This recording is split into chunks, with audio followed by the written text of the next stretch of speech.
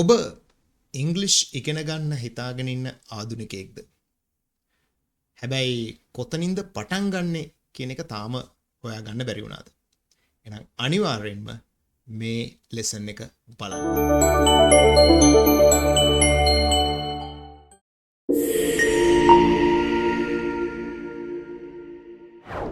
English ඉගෙන ගන්න උත්සාහ කරන ආධුනිකයන්ට තිබෙන ලොකු ගැටලුවක් තමයි කොතනින්ද මම මේක පටන් ගන්නෙ කියන එක. ඔබ මොන වගේ දෙයක්ද ඉස්සෙල්ලාම ඉගෙන ගන්නෙ? නැත්නම් ඔබට පහසුවෙන්ම භාවිතයට ගන්න පුළුවන්නේ මොකක්ද කියන ප්‍රශ්නය ඔබට ඇති වෙන්න ඇති. right. ඔයාට ඉංග්ලිෂ් ඉගෙන ගැනීම පටන් ගන්න නැත්නම් ඔයාට ඉංග්ලිෂ් යූස් කරන්න පටන් ගන්න පහසුම තැන තමයි මේ තියෙන්නේ commands and requests. විධාන සහ ඉල්ලීම්. ඉතින් මේක හරිම පහසු තැනක් ඔබට ඉංග්ලිෂ් පාවිච්චි කරන්න පටන් ගන්න.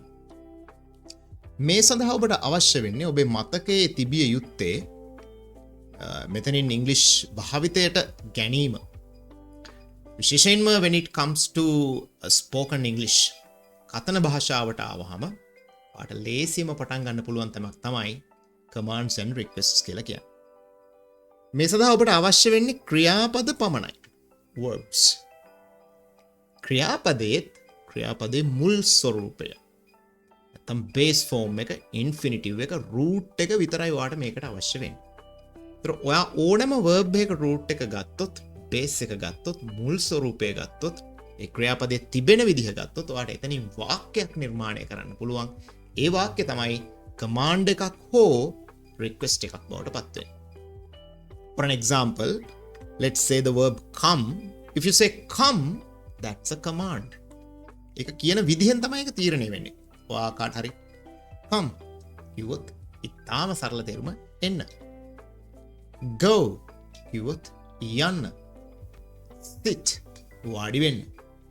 ඉතින් මේ come, go, sit, okay කියන වචන තව පොඩ්ඩක් ඔයාට සංවර්ධනය කරලා ගන්න පුළුවන් රික්වෙස්ට් එකක් විදිහට අපි මේකට ඇඩ් කරනවා please come. කරුණා කරලා එන්න. please come. කරුණා කරලා යන්න. please go. please go. කරුණා කරලා යන්න. කරුණා කරලා වාඩි වෙන්න. please sit. please sit. දැන් මෙන්න ඔබ සරල වාක්‍යයක් හැදුවා. මේකට ඔබ ඉගෙන ගත යුත්තේ ක්‍රියාපදය පමණයි. come එන්න. please come කරුණා කරලා එන්න. go යන්න. please go කරුණා කරලා යන්න. sit වාඩි වෙන්න. please sit කරුණා කරලා වාඩි වෙන්න. තව චුට්ටක් මේක ඔබට ඉස්සරහට දියුණු කරගන්න පුළුවන්. ටිකින් ටික දැන් මේ වාක්‍යව දියුණු කරගන්න. right. please eat කරුණා කරලා කන්න. තව චුට්ටක් දැන් ඔයා මේක දියුණු කරගන්න. please eat something කරුණා කරලා මොනවා හරි කන්න. please eat something. කරුණා කරලා වාඩි වෙන්න. අපි දැන් ඒ වාක්‍ය ලිව්වා. please sit කරුණා කරලා වාඩි වෙන්න මෙතන. චුට්ටක් දියුණු කරගන්න. please sit here. please sit here. right. කරුණා කරලා යන්න. please go. කොහෙද යන්නේ? කරුණා කරලා යන්න ගෙදර. please go home. please go home. තරමක් දියුණු කරගත්තා. please come එන්න. කරුණා කරලා එන්න මගේ කාර්යාලයට. please come to my office. please come to my office. පැහැදිලි නේද? ඔයාට මේකට අවශ්‍ය වෙන්නේ ක්‍රියාපදය විතරයි. ඔයාට වාක්‍ය දෙකක් භාවිතා කරන්න පුළුවන්.